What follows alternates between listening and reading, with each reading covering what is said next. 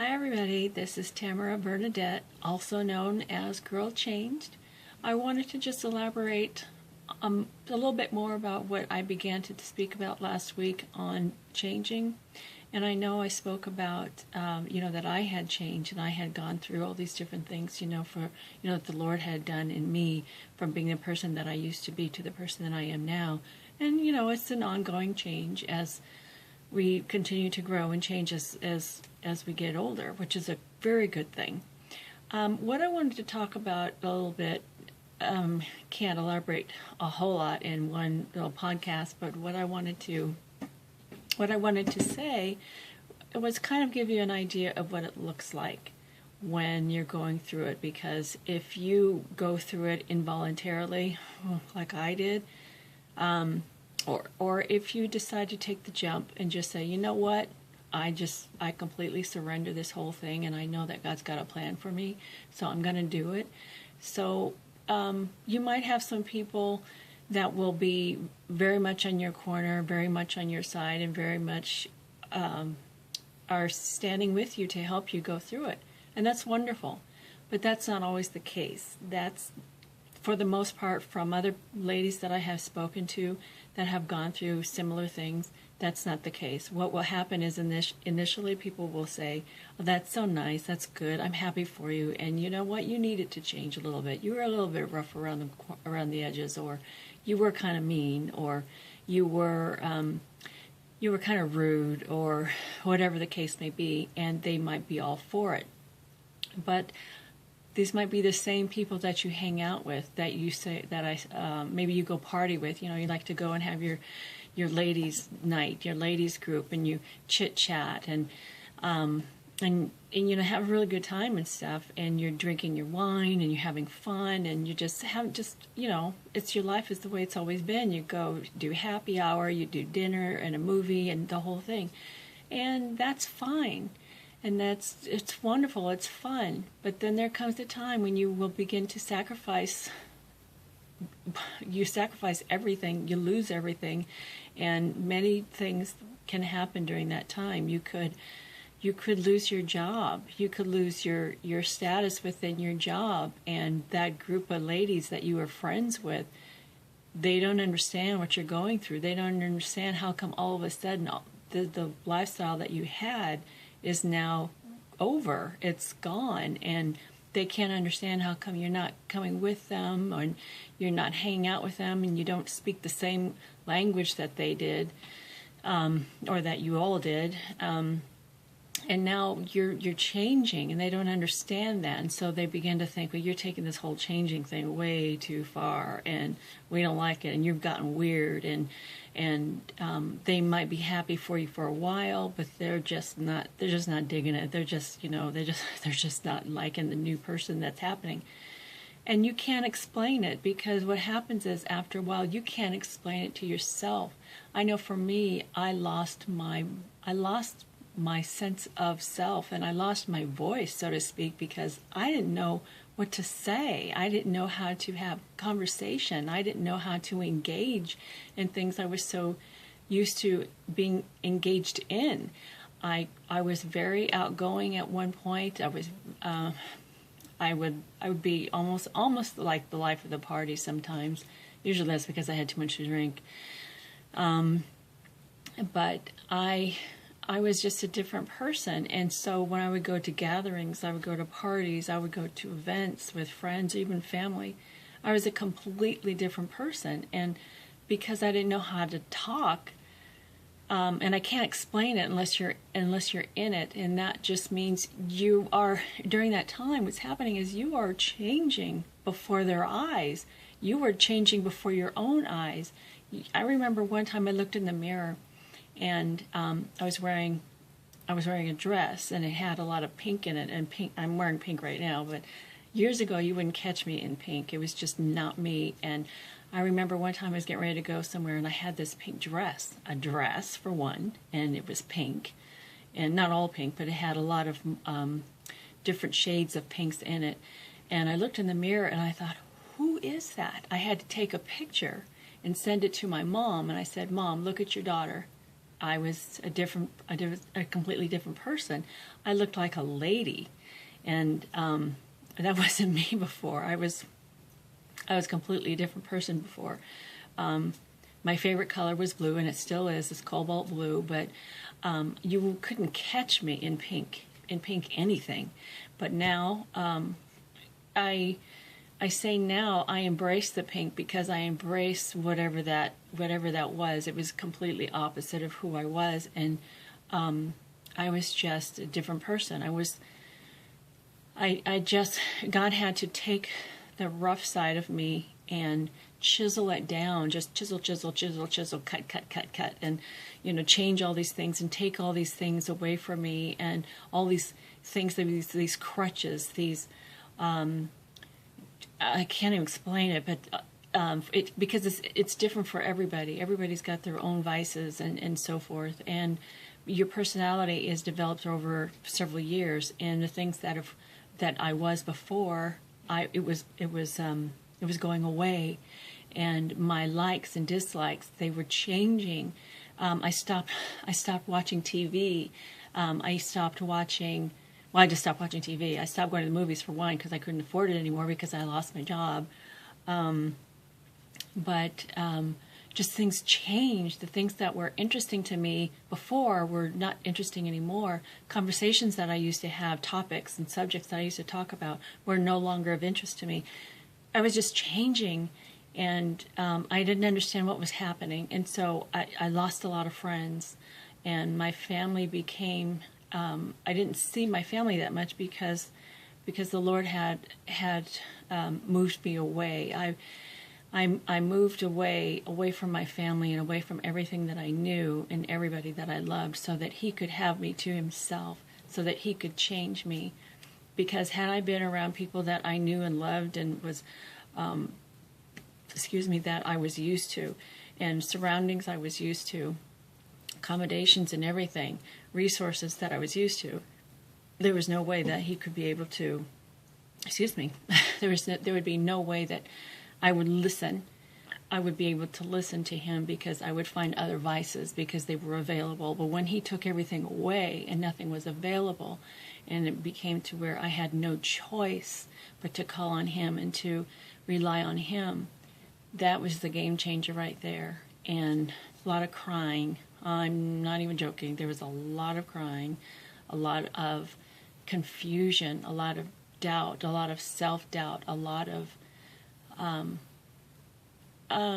there were moments there was self-hatred, because when I went through what I did, He also allowed me to see in visions and so forth, and allowing me to see the things that I had done, my responsibility, and having to be accountable for the things that I had done, and stop blaming. There's a point, when people have hurt you and you have been hurt by various things, and they do hurt, but then you are responsible for how you react and so forth. And that's what I'm saying, is that I had to be accountable to that. And so when I saw the things that I did and caused, it was also a very huge point in my life that allowed me to say, Lord, I surrender, because I did it all wrong before, so I'm yours. And at that point, it was really pretty obvious that I was His, because He wanted me. He wanted me. He wanted to make sure that I spent quality time with Him and that I heard Him. So I did try to run. I was like Jonah and the whale. Jonah was given a job to do. He didn't like it, so he ran. And I, too, had been given a job, and I didn't like it, and so I ran. I tried to run. I didn't end up in a whale, but I did have many times when I argued a lot with the Lord, and I just didn't want to do it because a lot of it was very hard. I lost so much. I just lost so much. And there was no getting it back. in my own way. I couldn't do it by myself. I couldn't get it back by myself. It was all him, and I had to rely on him. But that meant surrendering. That meant allowing myself to being away and isolated and having everything being taken away from me and just completely solely relying on him. I wouldn't wish this on anybody, but it happens. It happens more often than we think. And I've not known anybody before me that's gone through this. Nobody.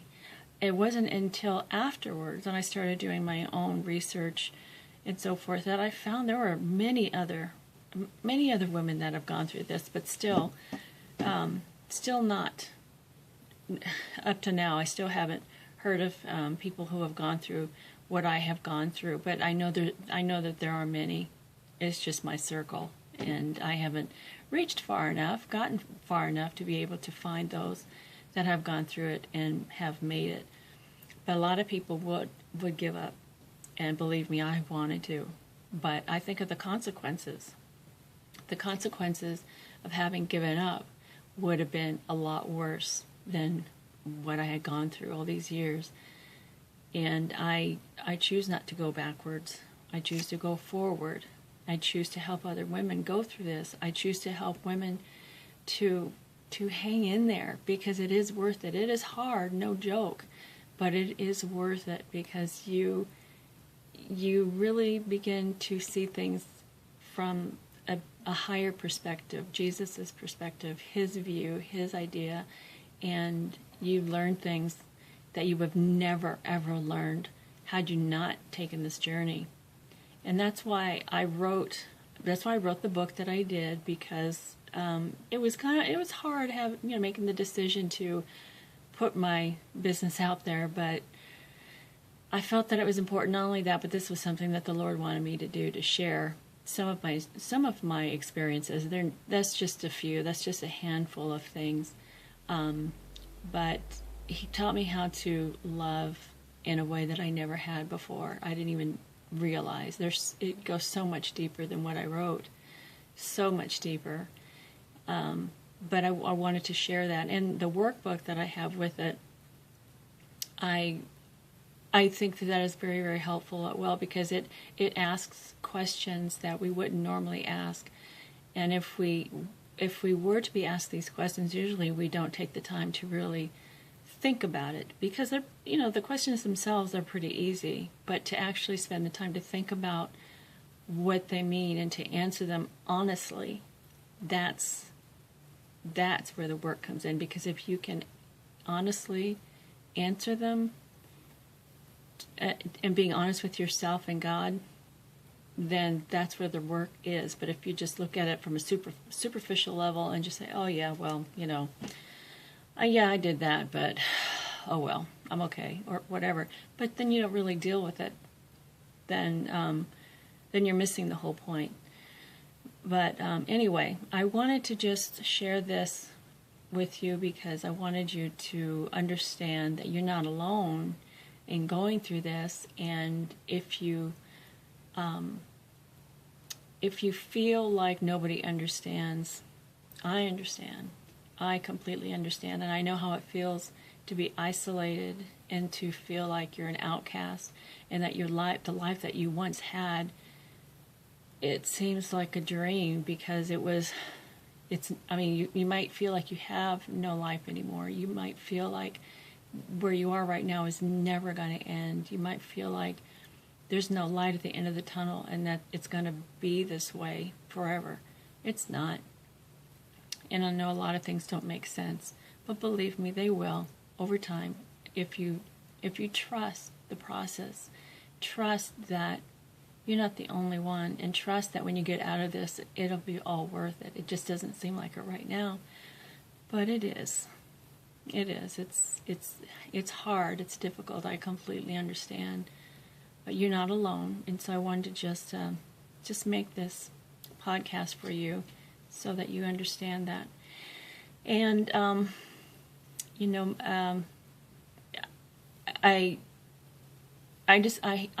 hope you understand, and you hear what I'm saying, that you hear that you're not alone. I mean, I keep saying that because I know when I was going through it, I felt like nobody understood, nobody. And if they did, nobody was being honest about it. And I had to go through most of this by myself because it's personal. But it would be nice to have somebody who really understood, because everybody can throw you all kinds of different scriptures and say, God wouldn't do that, God wouldn't do that, and God wouldn't do this, he wouldn't do this, he wouldn't do that, and you're wrong, and you get misunderstood, and da-da-da-da-da-da-da. And you begin to think you're crazy. I know I did. I used to think, oh my gosh, I must have lost my mind. And maybe God wouldn't say that. But you know, he did. He did tell you certain things. He did do these things, and there are consequences, I'm telling you. He will do what he has to do to get your attention. And it doesn't mean he hates you. It means that he loves you. It means that he has a great plan for you. And it means that you need to change. Some things need to change in your life. You need to change your ways. You need to change your attitude. You need to change things in your life. You need to change the way you speak to your husband. You need to change the way you speak to your children. You treat your children and your friends. Change your friends. It might mean you have to go to church. It might mean if you're in church that you need to be involved. It means that you have to participate. It means that you have to spend time with the Lord. It means that you need to maybe stop going to some of the places that you're going. Maybe it means that you have to love. Maybe it means that you have to give of yourself unconditionally, and maybe it means so many different things for so many different people. So anyway, I just wanted to tell you that, and then I hope that you do check out my book. It's called Love Is, Isn't, and what that means is that. Love is what a lot of people think that it is, and then realizing that it isn't. In my case, I know what I thought it was, but then it was not the case. So real love is from the perspective of Jesus Christ, not ours. So it's my lessons, some of my lessons. There's so many more, but it's from my lessons based off of Scripture that helped to make some sense out of it.